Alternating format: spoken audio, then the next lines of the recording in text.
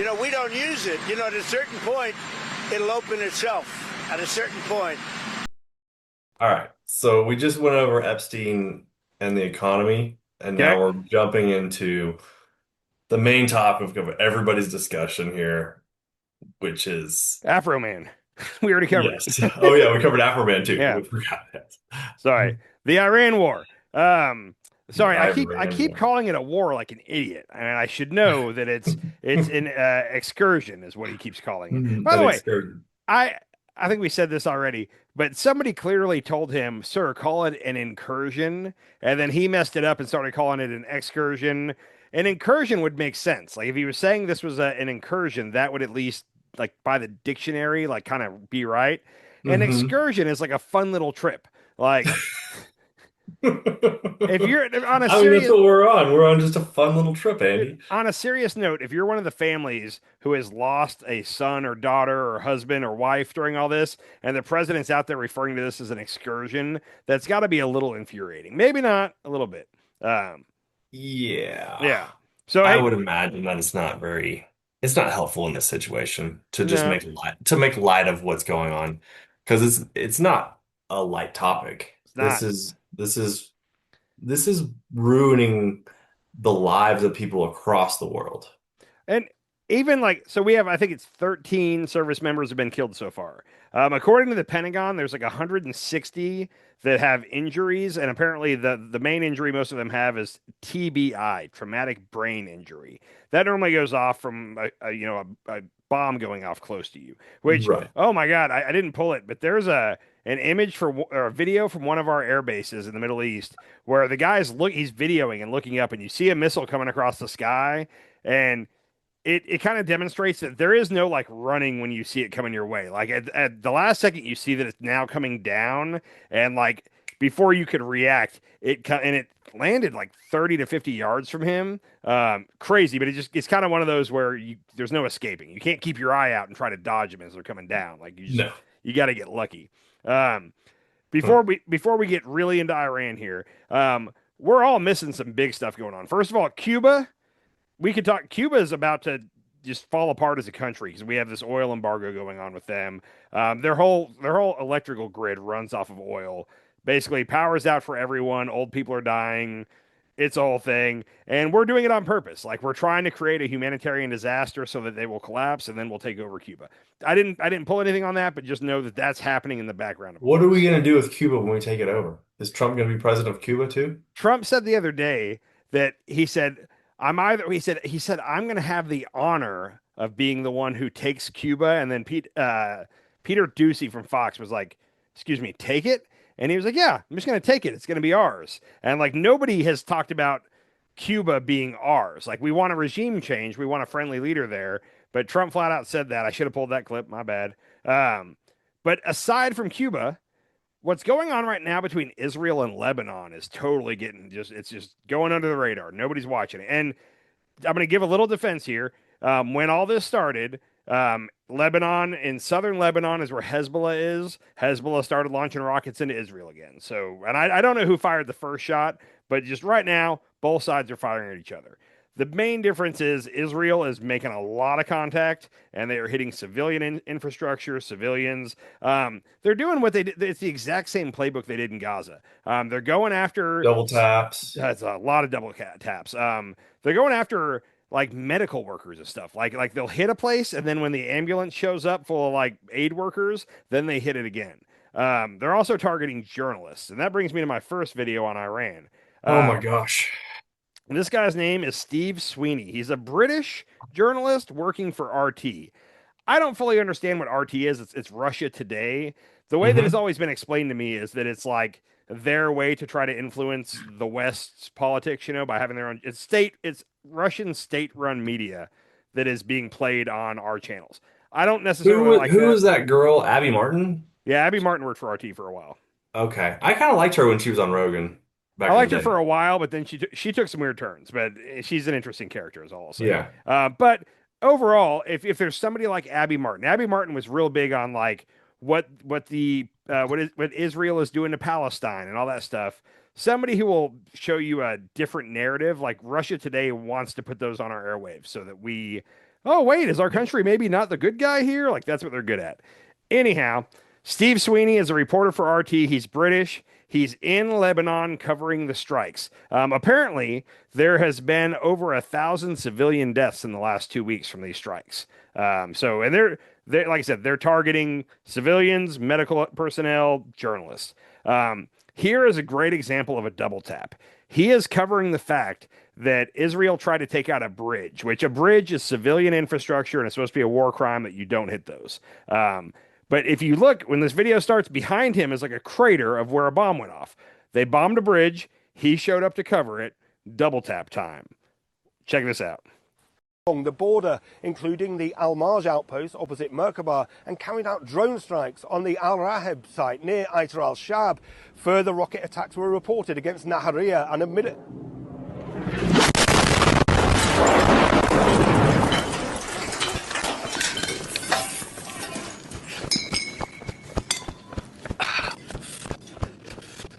Fucking hell.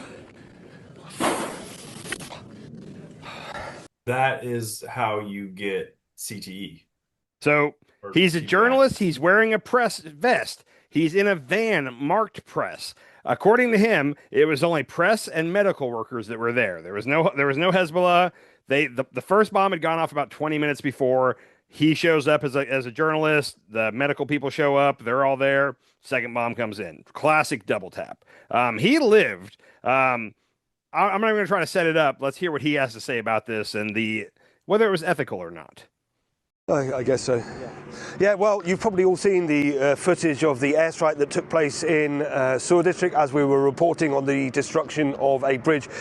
We've been treated in hospital for our injuries. I had a shrapnel wound in my arm, deeply embedded in the muscle here. That's been taken out, and here it is in this pot here. But what I do want to say is that this was a deliberate, targeted attack on journalists. There's no mistake about it. This was an Israeli precision strike from a fighter jet. What we were doing was we were reporting on the attacks on bridges, which is effectively severing South Lebanon from the rest of the country. 1 million people now internally displaced. This is the real story. It's not about us coming under attack as journalists. What we're seeing now and what we were reporting on is this plan for Israel to ethnically cleanse the south of Lebanon. This is without doubt an attack. This is on the scale or bigger than the scale of the Nakba. This is the forced displacement of 1 million people, which remains a war crime. And also we have to say that attacking journalists is a war crime. Attacking civilian infrastructure is a war crime. But if they think that they're going to silence us, if they think that we're going to stay out of the field, they're very, very much mistaken. I looked this up, and this was last updated May 7th, 2024. So this is about a year ago. 2 years ago, A almost. year ago. That's almost 2 full years ago. Almost 2 years ago. Shit, yeah.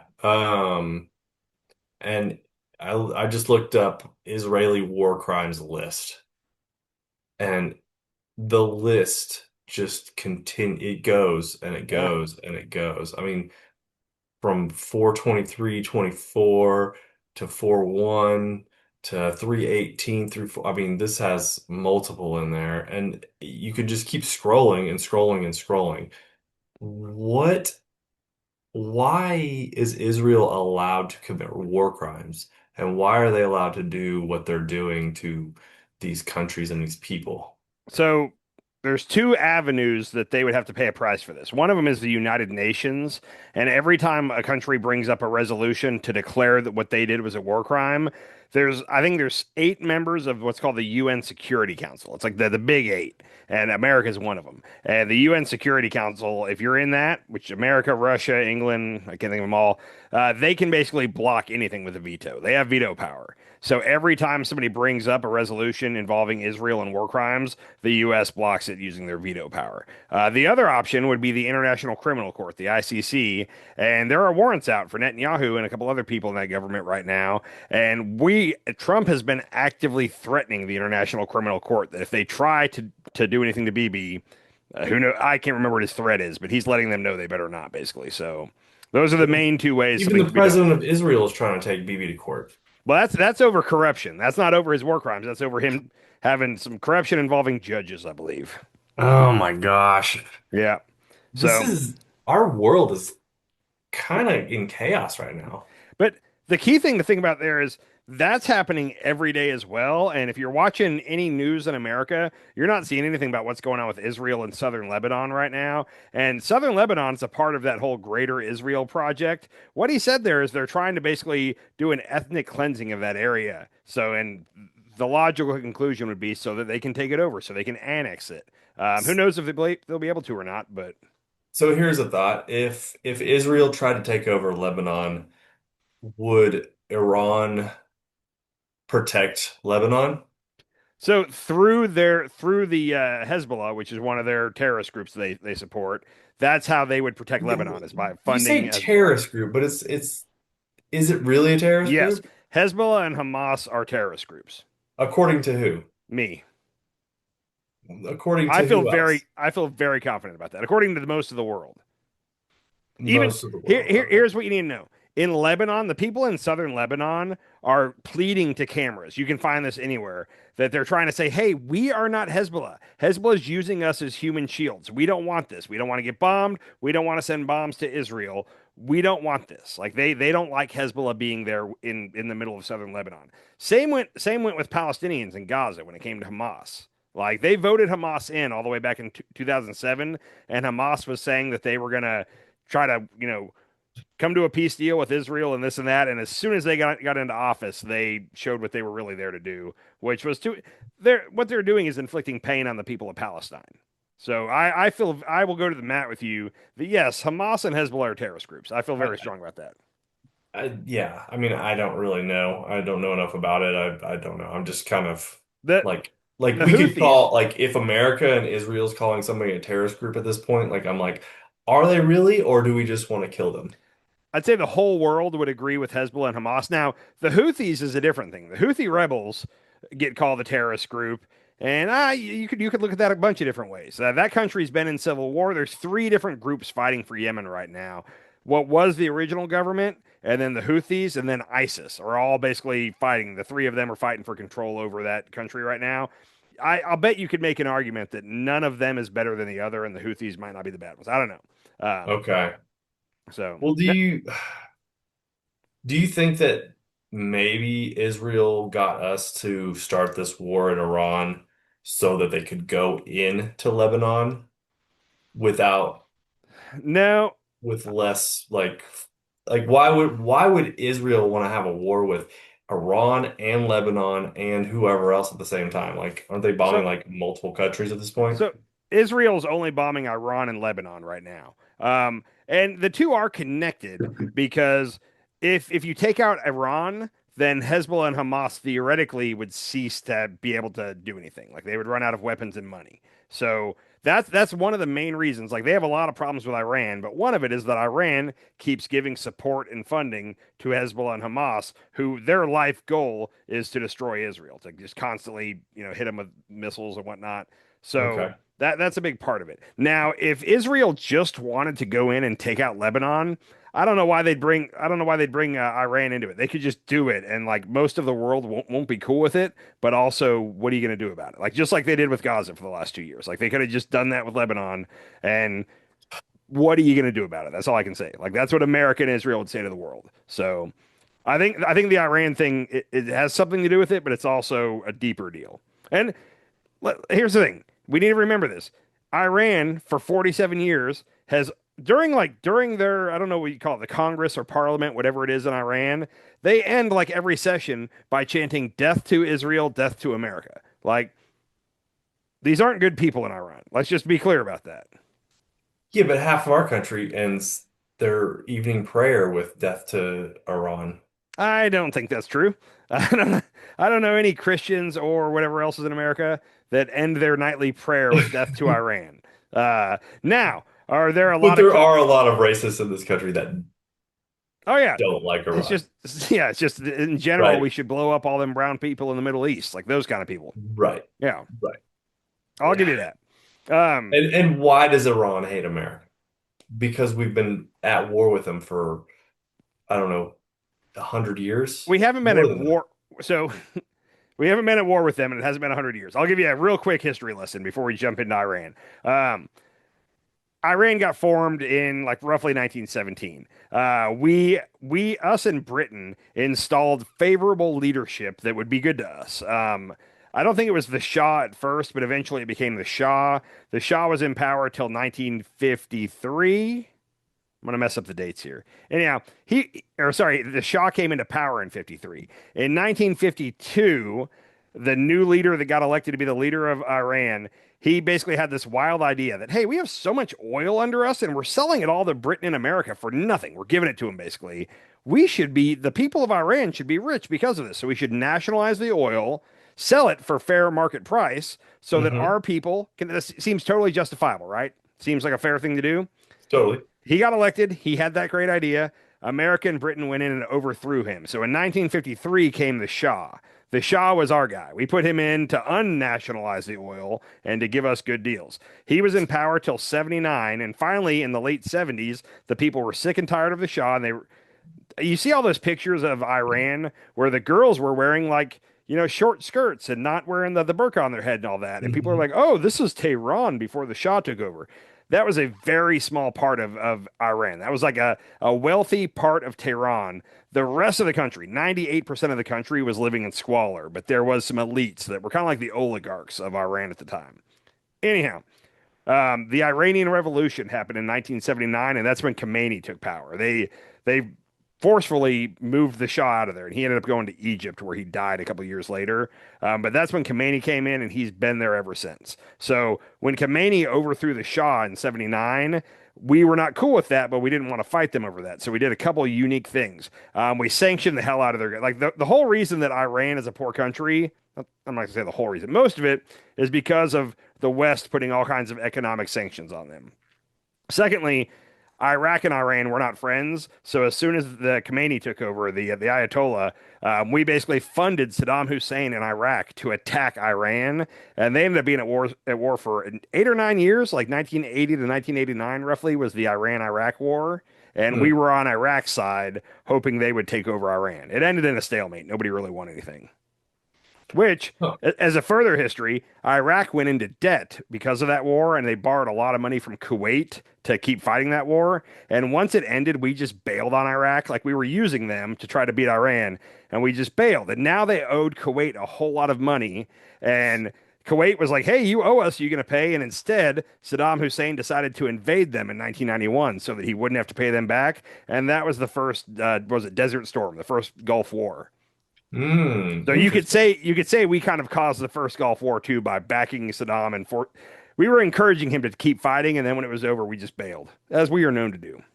And then our once allies in Iran, we ended up going in and beheading their leader. Yeah, well, I mean, we trying to think here.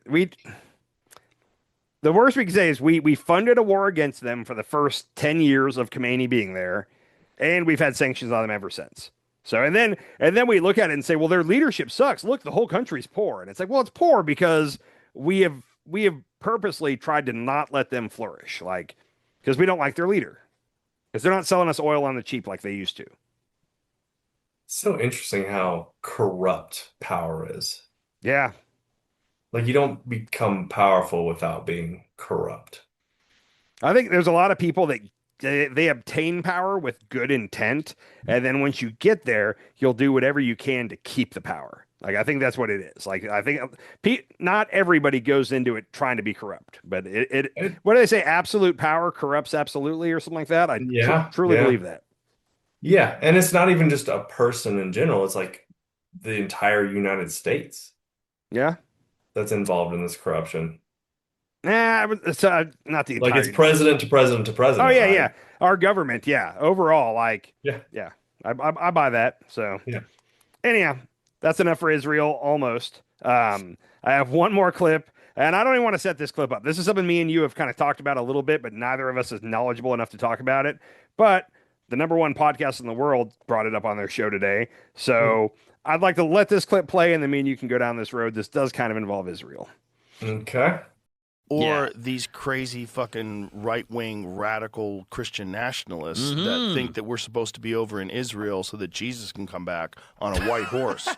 Have you seen that? Oh no. Oh, Jamie, pull that story up that I sent you, or I could resend it to you if you want. Wow. There's a crazy story that was on Yahoo about this guy who's a non-commissioned officer that went to a military debriefing. So it was like an operation readiness meeting or a war meeting, and one of these fucking guys, one of these high-level commanders says, "Don't be worried because Trump is anointed by Jesus Christ to bring back the return." Oh no. To bring back Jesus' return on earth. Commander claimed Trump was anointed by Jesus to cause Armageddon to justify the Iran tax. Wow. See, that's like up there with Allah will protect me. Exactly. It's the same shit. It's the same shit. It's just coming from a different religion. Yeah, But it's the yeah. same mindset. Like, look what he said. See what he said? Did you find the actual quote?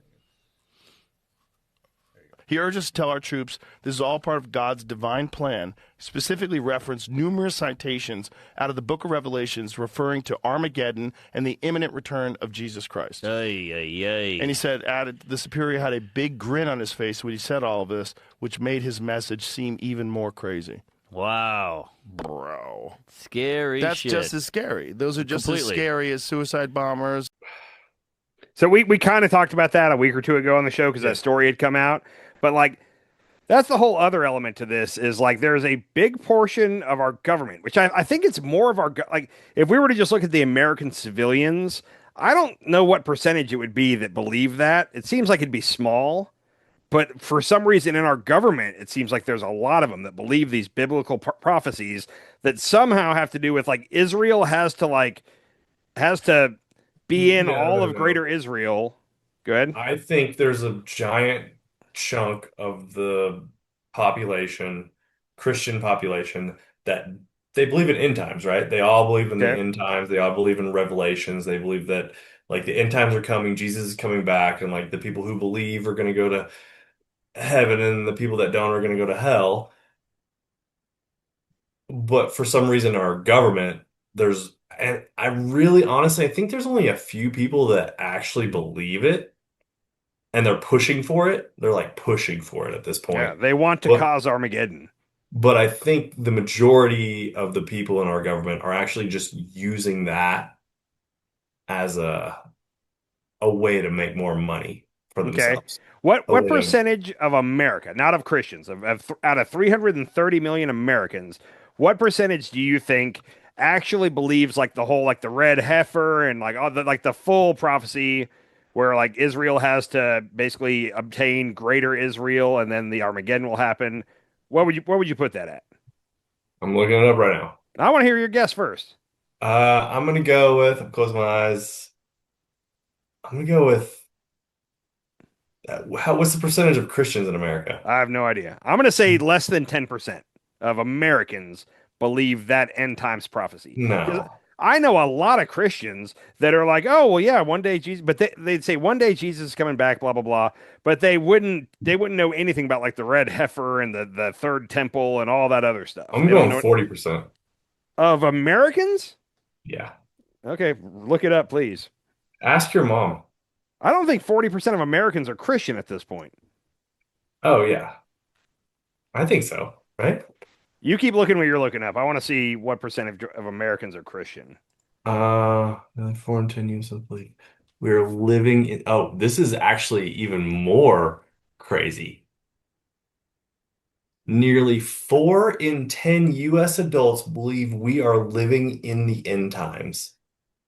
Say that again, nearly 4 out of 10 Christian adults? No, U.S. adults. Oh, man. Believe we were living in the end times. 62 to 66% of U.S. adults identify as Christian. And 4 out of 10 think we're living in the end times. That's scary. 4 out of 10 think we're actually living the end times right now. They don't just believe in the end times, they believe we're living in it. But hold on, wait, because me and you could almost count in that because like things like it seems like at any minute there could be a nuclear war or this or that. So yeah. Like it's the biblical part so I don't believe that that's saying that 4 out of 10 believe in the biblical prophecy of like I said, it's one thing to believe that, oh yeah, one day Jesus is coming back in Armageddon. It's another to know all those details about the red heifer and the third temple and whatnot. But what's the difference if you're like Christian or Muslim? Like the Muslims believe in end times too, right? Like they still have the Old Testament-ish. Yeah, Revelations is it Revelations about the old or about the end? I That's think part of the Old so. Yeah, Testament. yeah. Revelations is the Yeah, end times. Yeah.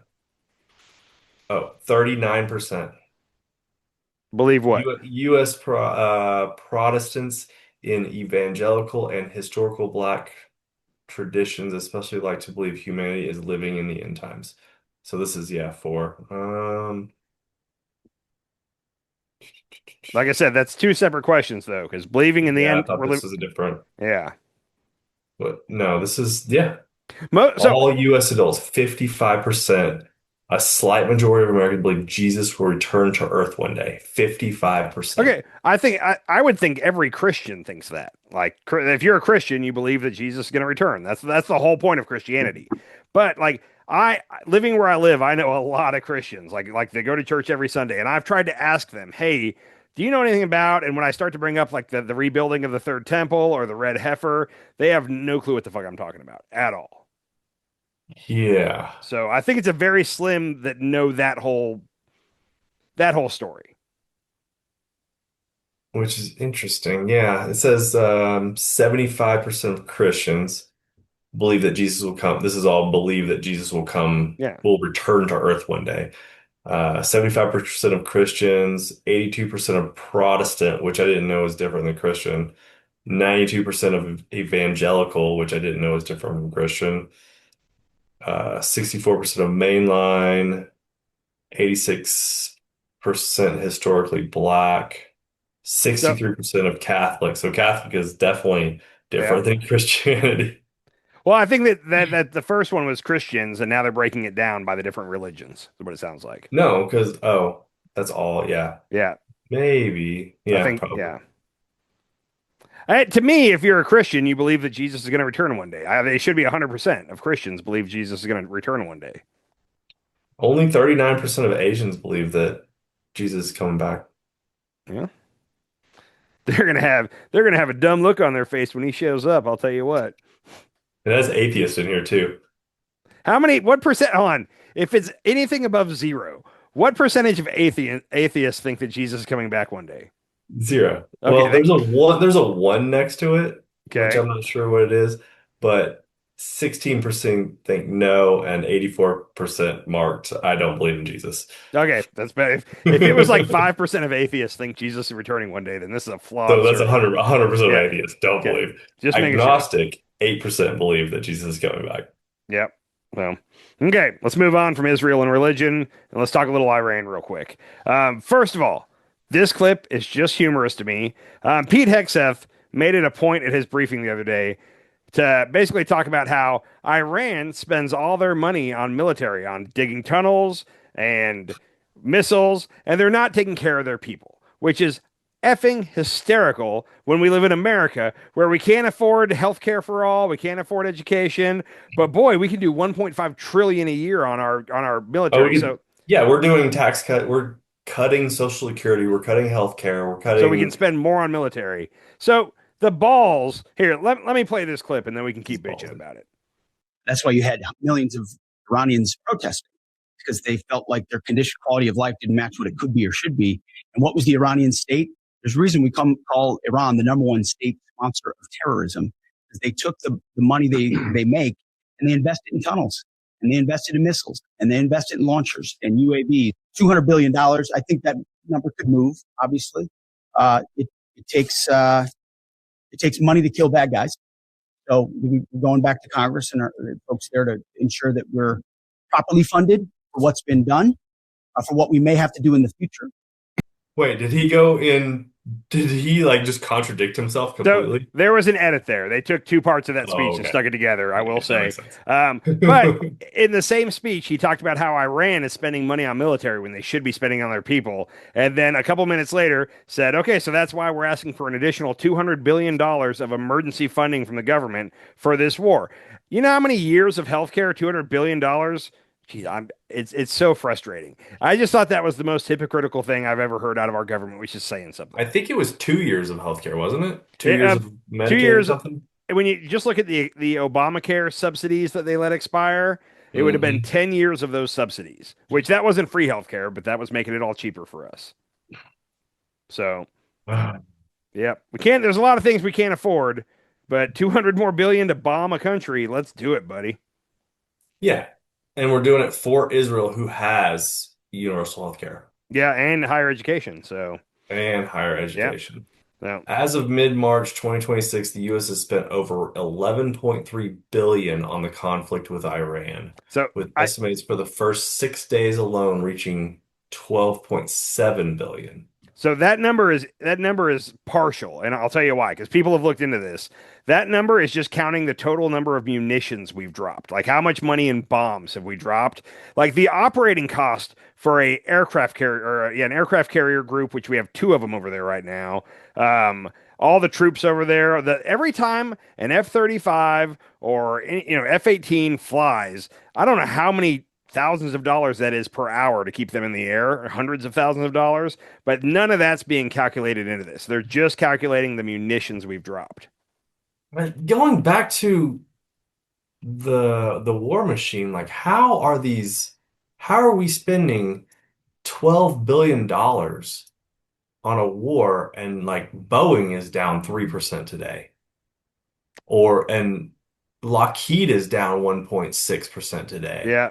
And like all these war machine companies are just like, well, and that's for the same reason. Like normally when the stock market goes down, precious metals go up, gold and silver. But this week they've been going down with the stock market. And the theory that I've read makes sense is that people are trying to get liquid. They don't trust the market. If there's a bank collapse and all that, are they ever going to get their money? So they're pulling out of everything and they're trying to get cash on hand. So that if everything collapses, they're sitting on a safe full of cash because they don't trust the banks. That it makes sense to me. I don't know if that's true. Even a safe, if the dollar collapses, then cash on hand doesn't do anything for you. I don't know. That's what I read today, and it made sense to me. I'm not a guy that plays the market, but that's the theory: is people are pulling out of everything because they're afraid of a collapse. So interesting. And then real quick, just talking about assets. That $11 billion isn't calculating a couple different things. One, did you know that we've lost 10% of it's called an MQ-9 Reaper drone, but our drones that fly overhead and they do surveillance and they launch missiles, we've lost 10% of our Reaper drone fleet since this started in the last 3 weeks. So you don't hear about that, but apparently they're either getting shot down or Iran is using some kind of a radio jamming frequency to like cause them to crash, but 10% gone. On top of that, holy shit, $30 million per unit? Yeah, for a Reaper drone. Holy shit. We had 3 F-18s get shot down, and then did you see the F-35 from, I think it was yesterday? There was an F-35, and the government's not telling us what's going on here, but it had to make an emergency landing, I think in Iraq at an airfield, and the press started saying that it got shot at by Iranian surface-to-air missile and had some damage and had to land. Our government, off the record, is saying, no, you don't know that. We haven't said what happened. It might have just been a technical issue, but they're not saying it on the record, which is weird. The government made it a point to say that it had to do an emergency landing and the pilot is in stable condition. If it was just like a mechanic failure and he had to land, why would they add that he's in stable condition? Which that kind of leads to believe that a surface-to-air missile probably went off right next to his jet because they don't hit the jet a lot of times. So they're like proximity mines. They get up close to it and explode and send shrapnel. Anyhow, so 10% of our Reaper drones, an F-35 went down possibly with damage. 3 F-18s got shot out of the sky. And then have you heard what's happening with the USS Gerald Ford? It's an aircraft carrier. It was the second one to arrive in the region. Have you heard everything? Is that the one the toilets are backing up and all that? Yeah, so they found out the reason why the toilets were backing up. You want to hear this? Oh, yeah, I did know. They found like t-shirts and pants stuffed in the sewage pipes, which would mean that somebody intentionally did that. You don't accidentally flush t-shirts and shit down the sewage pipes. Now, this ship was supposed to go home 4 months ago, okay? when it was at the end of its tour. It was supposed to go home, and Oh, then they got diverted to Venezuela. So Trump extended their mission by 3 months, which he's allowed to do, to send them down to Venezuela. So now they were about to go home, and now 3 extra months. And then while they were in Venezuela, Trump announced that he was extending it further and ordered them over to the Middle East. So now they're getting further from America. They were almost home. So as it's transiting the Atlantic, it starts having all these plumbing problems, and they find now that it was t-shirts and pants clogging the sewage. So somebody sabotaging the ship is what it sounds like. Then this this is ship, bad management. dude, this ship is now on its way to Crete for repairs because a fire broke out in the laundry room. Apparently, 600 sailors, their beds got burned, and they're now sleeping on the floor in like random parts of the ship. They think there's a theory that the fire was also like started intentionally as sabotage because people on that boat want to go home.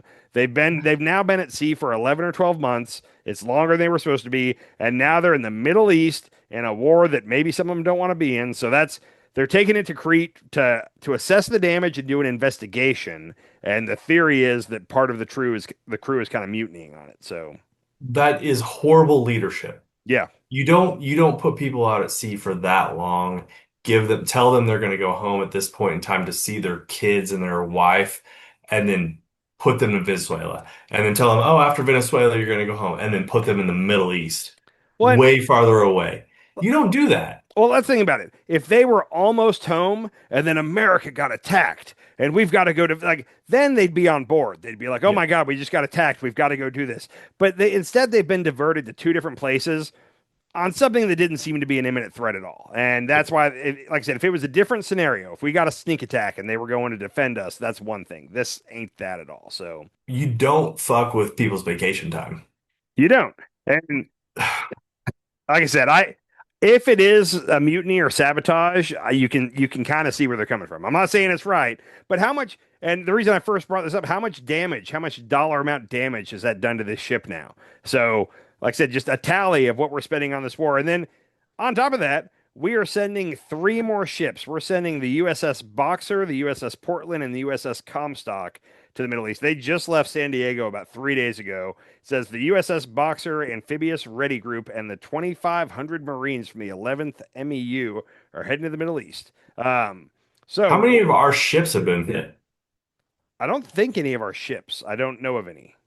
Interesting. Okay. Yeah, so and we're keeping them far away. So and we'll talk about the Strait of Hormuz. We're not getting anywhere near that. We're going to talk about that in a second. But there is hope that possibly this is coming to an end. Not really. Trump keeps saying that we're almost done, but then everything he's actually doing, like we're sending three more ships full of Marines.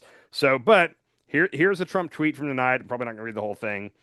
We are getting very close to meeting our objectives as we consider winding down our great military efforts in the Middle East with respect to the terrorist regime of Iran. Number one, completely degrading Iranian missile capability, launchers, and everything else pertaining to them. Number two, destroying Iran's defense industrial base. Number three, eliminating their Navy and Air Force, including anti-aircraft weaponry. Number four, never allowing Iran to get close to a nuclear capability and always being in a position where the USA can quickly and powerfully react to the situation should it take place. Five is protecting our Middle East allies. And yeah, he goes on. Let's take those point by point because he's kind of saying we pretty much hit our objectives. Which remember at the beginning when he wouldn't really lay out what our objectives were? Yeah. Well, number one, completely degrading the Iranian missile capability. I'm going to tell you right now, we have not done that. In fact, there's a fun chart here. So if you look at the very beginning of the conflict, they were shooting a lot, and then it went down. The low point was day 8 of the conflict, but now it's coming back up. They're actually hitting more targets, like more of them are getting through, and they're firing less missiles. So to say that we've totally degraded their missile launching capability is not true. They're launching, what is that, about 250 missiles a day right now? And a lot of them, I'm telling you, the images are not coming out too much, but Tel Aviv is apparently getting rocked on a regular basis. So, anyhow, that real quick, that was number one of what he was doing. Here's a big problem is like all these civilians in Tel Aviv, in Iran, in Lebanon, like these are civilians that are getting Yep. murdered, not people that signed up for the military. They're 100%. getting murdered, and they're not only getting murdered by these drones and these missile strikes, but they're getting murdered by like bridges being destroyed so that food can't come in. Mm. And like what we're doing in Cuba too. Cuba's another Yeah. example. We're We are creating a just crisis down there. there's so many people that are just dying because what? Somebody wants more money? Yeah. You could say it's very unnecessary. So, anyhow, Peace, love, like, and subscribe. why can't we all just get along? Yeah, I know. get the fuck along, So, man. of the things he said we've accomplished, number one, degrading Iranian missile capability. We have not done that. Destroying Iran's defense industrial base. From everything I've read, they make missiles and drones like in tunnels under mountains, and we have not blown that up yet. They're still making missiles and drones right now, so we haven't done that. That's Eliminating their Navy and Air Force. We've taken out a good majority of their Navy, so I'll give them that one.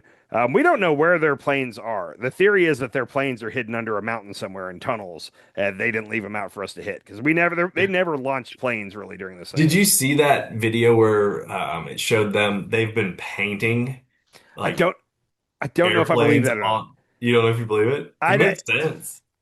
It does make sense, but I also don't know if I believe it.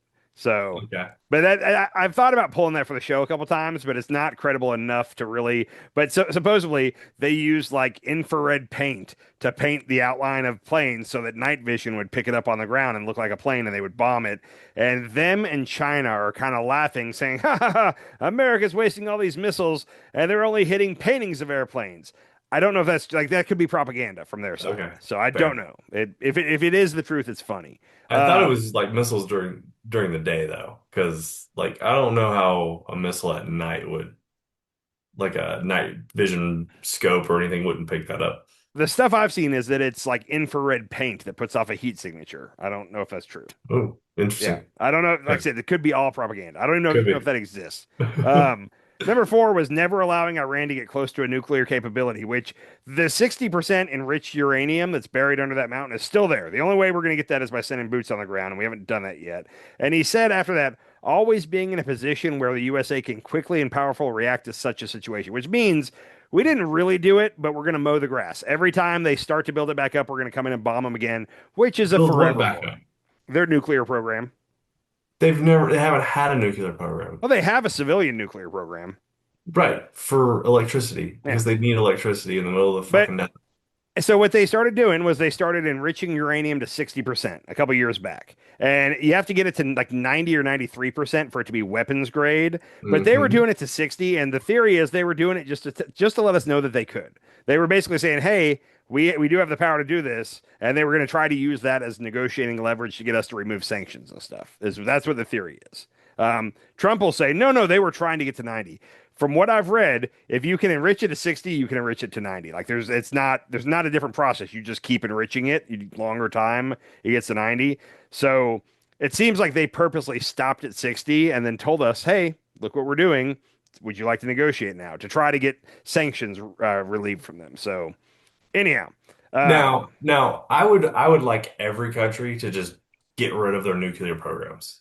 that'd be great. It ain't gonna happen. Dismantle every nuclear bomb in the entire world, bury it underground. Who knows? Do something with it. But how about this? What if every country gets nukes? I don't like that at all. I mean, North Korea has nukes, and we've never, like, I have a feeling if North Korea didn't have a nuke, Trump would have gone in Oh, and done something with North Korea. before Trump, like it would have happened during W or yeah, like Yeah. that's Yeah. definitely the only I see what you're saying, but there's too many fucking wild men dictators and rulers of all these small countries that it'd be terrible if they had nukes. It'd be way better if nobody had a nuke. The idea that give everybody a nuke is scary.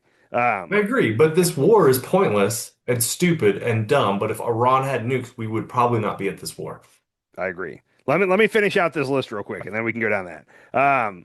So four was never allowing them to get close to nuclear capability, which we have not achieved that. And then number five, protecting at the highest level our Middle Eastern allies, including Israel, Saudi Arabia, Qatar, and the United Arab Emirates, Bahrain, blah blah blah. He lists them all. We have not protected them at all. They're all pissed at us right now because their oil refineries are getting hit, their cities are getting hit. Like of the five things he listed there, the only one that I would kind of give him credit for is we destroyed their navy and possibly their air force. The other three, if he declared victory tomorrow and said, "Oh, we're done, we did it all," like, dude, you didn't do any of those things. on top of which he didn't list it, but regime change seemed to be the main idea here. And now we have Khomeini's son, who is younger and supposedly hates America more and is more hardline, in charge. So if we just leave, if he says we're done, he declares victory and leaves, you could make a really, really easily strong argument that Iran is more of a problem now than they were before this. Like, now they extra hate us and the leader hates us more. We killed the leader's wife, son, and parents. Like, we kind of can't stop now. If he tries to stop now, it's going to hurt. It's going to be bad forever. So, yeah. Anyhow, yeah. Oh, let's see here. I'm still confused as to why we went to this war. Like, what are we doing? We're taking care of an imminent threat. And No, I didn't pull any of it, but did you see Tulsi Gabbard in front of I think it was the Senate committee? I And saw Hearts. they were asking her, they were like, in your opinion, was this an imminent threat? And she was like, well, my opinion doesn't matter. The president's opinion is the only one that matters. And it's like, no, you're the director of national intelligence. Your job is to produce a threat report to Congress on a yearly basis. Literally, your job is to decide what the threats are and prioritize them as like for which one is most imminent. And she's now saying that she can't, it's only up to the president. So F her. She, of all the people that turned out to be total frauds, Tulsi's right up there. I don't know who I'd put above her, honestly. Tulsi might be number one. Yeah. Up until like the last month. JD Vance. I mean, they're all fucking frauds. Tulsi, though, Tulsi campaigned on no new wars, no war with Iran. Like, she campaigned specifically on that. And anyhow, RFK campaigned on glyphosates, getting rid of glyphosates. Yeah, he sued people over that and won. So his might be more detrimental to the U.S.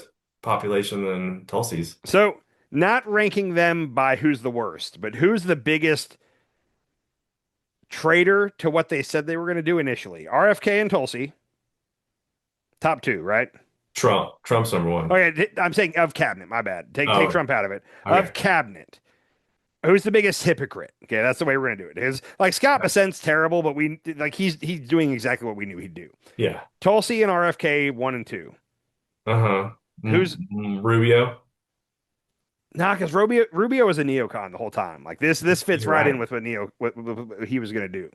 That's true. JD. So JD, you could say that he was doing the no new war thing, but also like my theory on JD is JD's puts his finger in the wind and sees which way it's and he will just morph into whatever he needs to be to get elected at that time. So I don't consider him a hypocrite because I don't think he has any beliefs. Speaking of JD, he's gonna have his 4th child soon.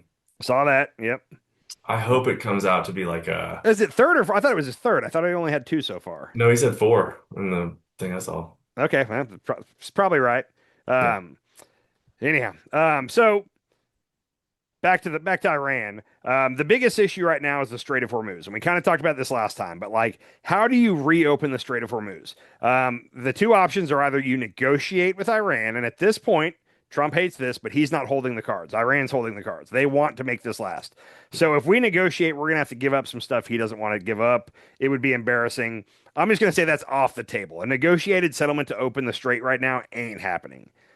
The other option would be we need to take Iran's coastline. We need to get troops on the ground on their coast.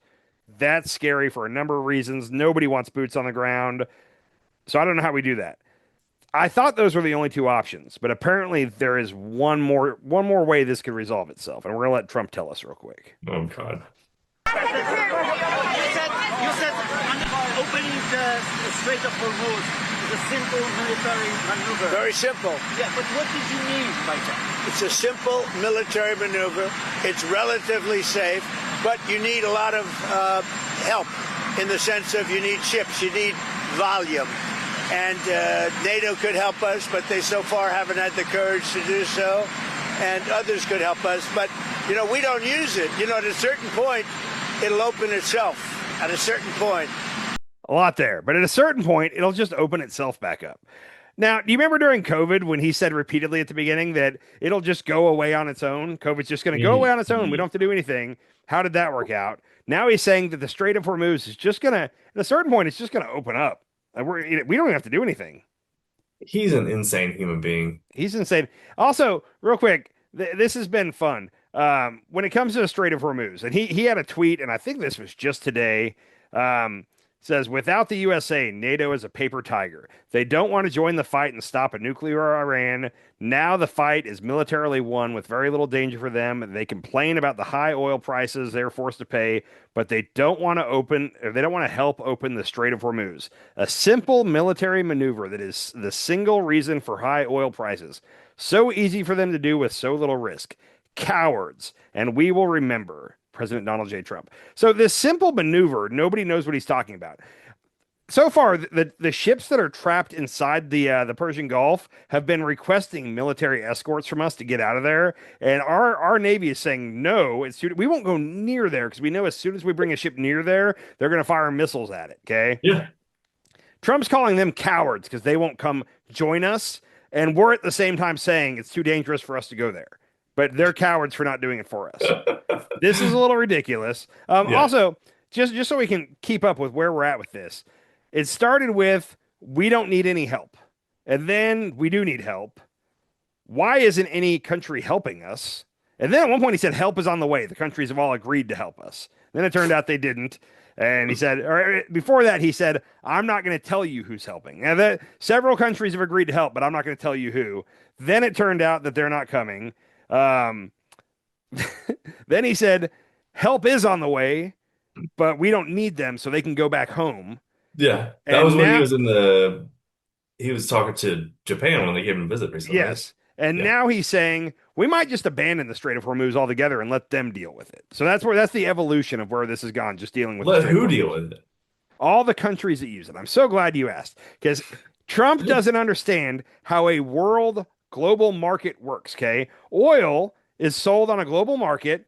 If there's a supply shortage in Asia, that affects everybody because it's supply and demand. He does not understand this basic principle. And there's a video I have to prove it to you real quick. Bankrupted a casino. With or without We're allies? doing very well there. We're doing very well overall. We don't use the strait. We don't. The United States. We don't need it. Europe needs it.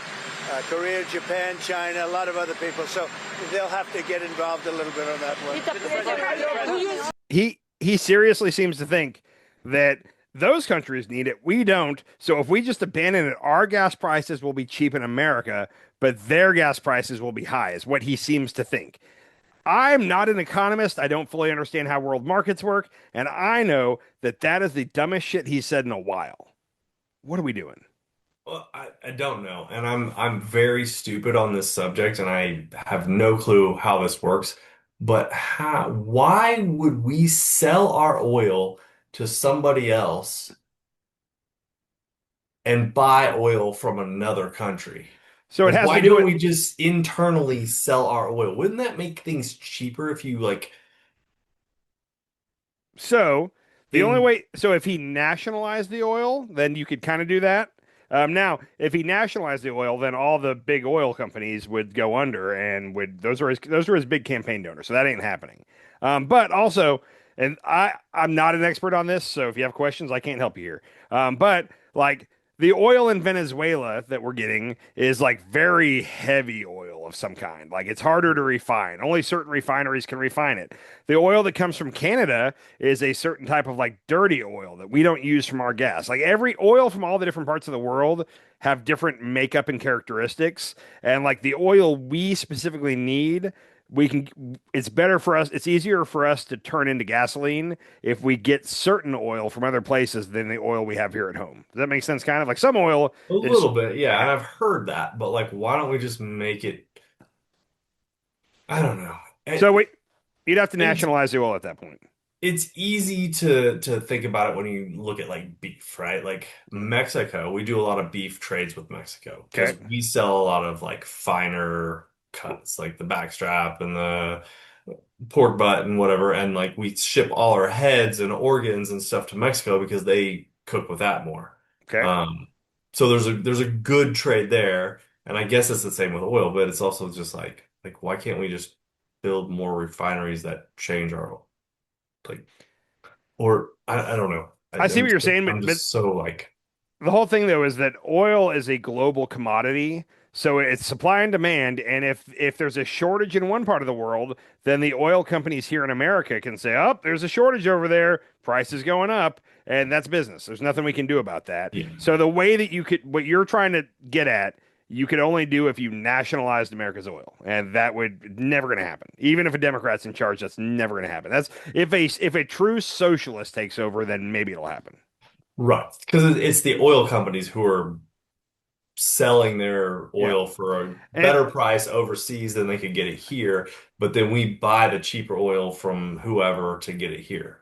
And I'll guarantee you, without a shadow of a doubt, whenever we see the next quarterly earnings from like Exxon and Chevron and all them, they're going to have record quarters. Like this price going up is great for them. Like we're paying more at the pump and we're hurting, and then at the same time we're going to see, wow, Exxon had the best quarter they've ever had because they take advantage of situations like this and bump up the price of oil. So, Man, I've done photo shoots in like small oil company like offices where I did like portraits and stuff.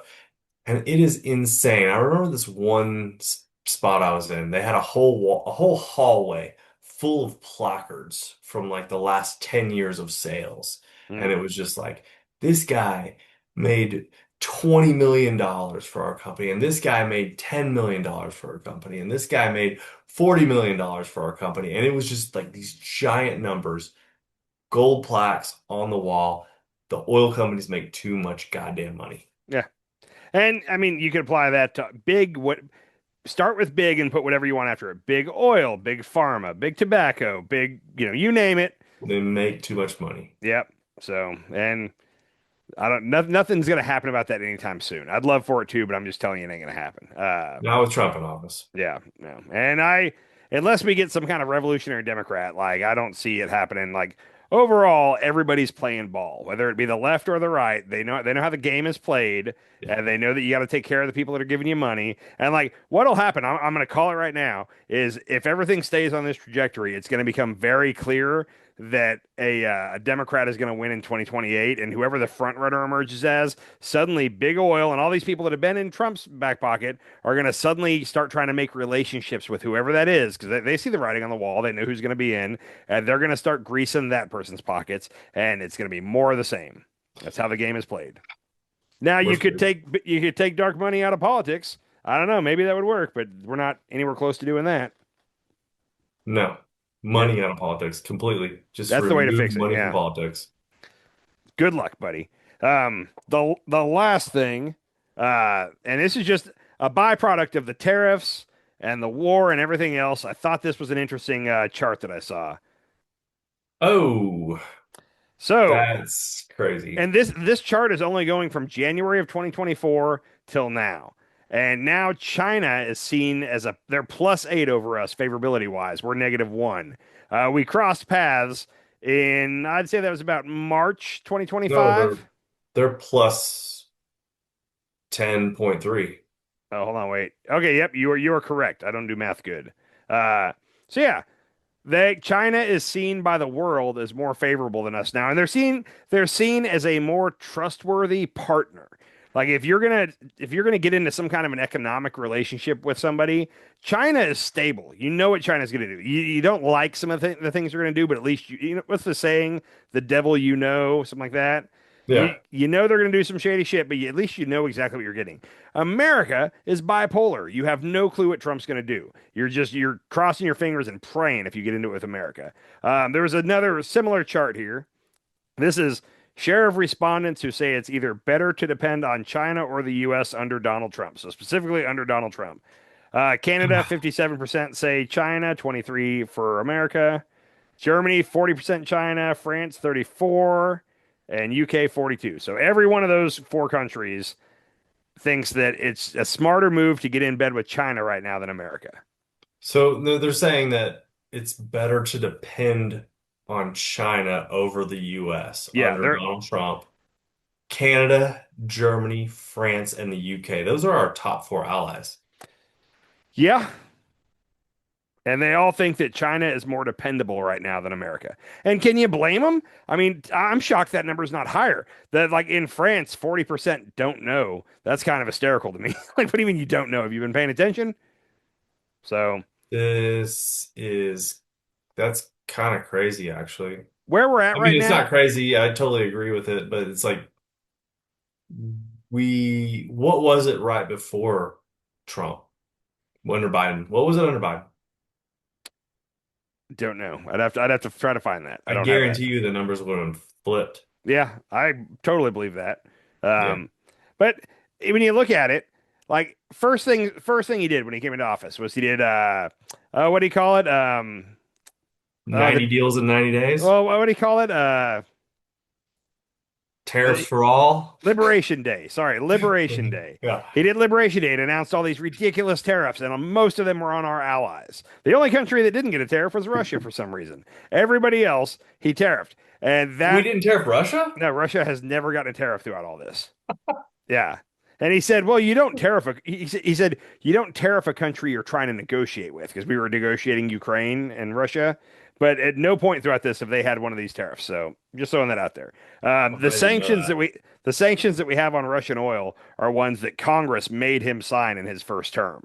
So anyhow, but Liberation Day, we basically economically attacked all of our allies. So that's a big, oh my God, what are you doing? So right there, they probably don't trust us a lot. And now with what's happened in Iran, every country in the world is going to have energy prices skyrocket. It's going to be bad all around. And also, so I said earlier, this is going to take years for gas prices to come back down to normal. But how many years do you think it's going to take for America to like regain its place as like the number one country you want to be an ally with, if ever? I mean, how many years? A decade of stability? Like, we need to prove that we can be stable for a decade. We need to make it through 3 presidents and show that, hey, we can go left, right, and everything's gonna be fine. No, that Trump thing was just a 2-time thing. The fact that we did it twice, that's why, like, if it was a 1-time thing, like, we screwed up, we nominated Trump, we're our bad, but we did it twice. Even after a decade, after 3 presidents, I think we're still kind of. Yeah. I still think there's a little iffy, like, ooh, America could. And I China. mean, we still have like Lindsey Graham's probably going to be in the Senate for how long? Another 2 decades, 3 decades? Nah, another 10 years. He's 70, 10 to 15 years. So I don't know. 15 years?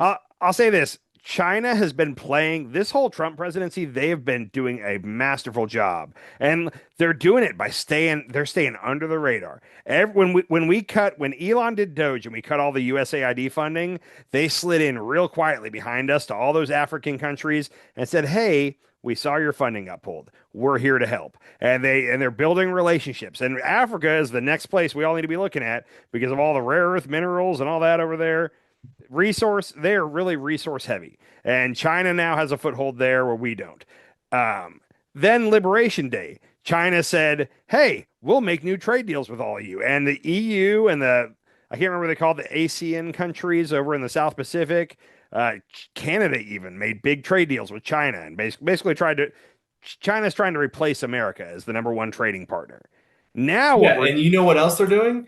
While we're dropping all of our reserve bombs, they've just been building an arsenal of bombs. They're keeping all those bombs, and they have a giant arsenal, and we're just depleting our bombs in Iran, and China has a good in. I mean, you want to hear the scariest one? So for a variety of reasons, we cannot let China take Taiwan. Number one is microchips. You remember during COVID when we had a microchip shortage, all the microchips are made in Taiwan. We need to hold on to Taiwan for it's going to take like 6 or 7 more years till we have because we're trying to open plants in America to make microchips. Apparently it's like an 8-year process, and we just started. Now, we talked about this the other day, but helium is produced alongside liquid natural gas. Qatar is like one of the biggest producers of helium in the world, and helium is important when it comes to cooling microchips. You can't make microchips without helium. Well, guess what? Qatar's helium plant got blown up, so it's going to take years to get that fixed. You know who else makes a lot of helium? China. China is one of the only other countries that makes mass scale like helium, or they mine it basically. It's under the crust of the earth. And Taiwan is freaking out right now because their whole economy is based on making microchips, and now there's about to be a helium shortage. And China has already reached out to them and said, hey, Like you wouldn't be having these problems if we just reunified. If you became part of China, you'd have all our helium and everything will be fine. If you're Taiwan right now and you're looking at all the shit America's doing, China suddenly doesn't look as bad as they did 2 years ago. That's all I'm saying. Yeah. Imagine if China basically cornered the market on microchips right now. The tides are changing. And everybody has always thought that if they're going to take Taiwan, it's going to be by force. They're going to have to militarily take Taiwan. We're kind of setting it up to where they might take Taiwan in a friendly handshake. Like, I'm not saying that's going to happen. I'm saying things are pointing more in that direction than they ever have. Crazy. So, anyhow. It's a crazy world, bro. That's all I got. Trump said tonight that it's almost over, right? It's coming to an end. We've achieved all our goals. While at the same time, we're moving more ships and troops into the region. What do you want to bet this ain't anywhere close to over? What's your thought? Do you think if you had to put money on it, is this going to be over in a month or 4 months? Oh, do you think 4 months is going to be? I'm just saying, which one is more likely to you? Oh, 4. 4 easy. Probably more than 4. Probably a year or two. I mean, the thing is Trump's going to lose the midterms, which I think it was like 217 days till the midterms. God, is that it? And that's so. I want to make this really clear to you. If the Democrats take the House and the Senate in the midterms, I think a lot of Democrats right now have this weird thought that like, oh, then things will get better. That's going to be the worst. The 2 years where Trump is battling against the Democratic House and Democratic Senate are going to be worse than the 2 years where he has Republicans. It's going to get bad. Oh, you know what happens when Trump gets backed into a corner, right? He lashes out incredibly. He's not going to suddenly calm down and start work. Oh, well, Congress is restraining him now. He can't do anything. How likely do you think that is to happen? It'll be interesting to see. It'll be fun to watch. I think it's going to be worse. It'll be fun to watch our country. It's going to be fun to watch our country slide into a giant hole, a death hole created by Donald Trump. 227 days and 3 hours until our midterm elections. Until it gets worse. And if you don't have a kid, so it's like, what's going like, I'm scared to death for how this is going to shake out and how the future is going forward. It's going to be rough. Even still, like with the economy, I'm just being honest with you. Like people are saying that we're looking at 5 or 6% inflation probably. There are certain countries, Australia is the main one I keep seeing, they're having gas shortages now where stores are just running out of gas. And it's because people are panic buying, kind of like they did with the toilet paper. But I'm looking at this and I'm like, I got an 11-year-old daughter who I'm trying to like have lead a normal childhood. And what are the next couple of years going to look like? She already went through COVID at the age of like 5 to 7. And now we're going to have possibly some kind of an economic catastrophe that dominates the next couple of years of her life. This ain't going to be fun at all. No. It's not fun for anybody. Yeah. So. And well, I mean, my plan was like, oh, I could just move to another country, but like they're like canceling people's passports on a whim. Yeah, they're also fucking up the entire world. So like, there's not any country safe from what's going on right now. That's true. That's true. Yeah. So Donald Trump is basically creating a world catastrophe where everybody in the entire world, except for the billionaires, are going to suffer. Yeah, I think even the billionaires are going to suffer a little at this point. I think we're just hitting a point where now it's going to affect them too. I do. I think we're heading that way. They're not going to suffer. They're still going to have billions of dollars. They're not going to make as much money as they did now, but they're going to be okay because they have the money to go to get groceries, to fill up their cars with gas, even if it's $150 a gallon. So they're going to be okay. They're not going to keep doing as good as they were doing or could be doing, is what I'm going to say. Like this is going to hurt them a little, not as much as it's going to hurt us. Clearly, like they're not worried about if they can pay their mortgage, obviously. Right, but I think this is part of the billionaires' plan. They saw Trump come into office. They see shit slide out of control. They want as much money as they possibly can to ride through the rough times when the economy goes down. And let's just say it's a Great Depression, and we have 10 years of a Great Depression. Once that Great Depression is like at the bottom out, they can reinvest their money back into the stock market and boost it back up, and we're back into they're making way more money than we are. That's how I think I can say that most billionaires would rather not be in the situation we're in right now. It'd be better for them if things were just still smooth. They They were don't. doing They quite well they care, before. but they don't care because they have billions of dollars.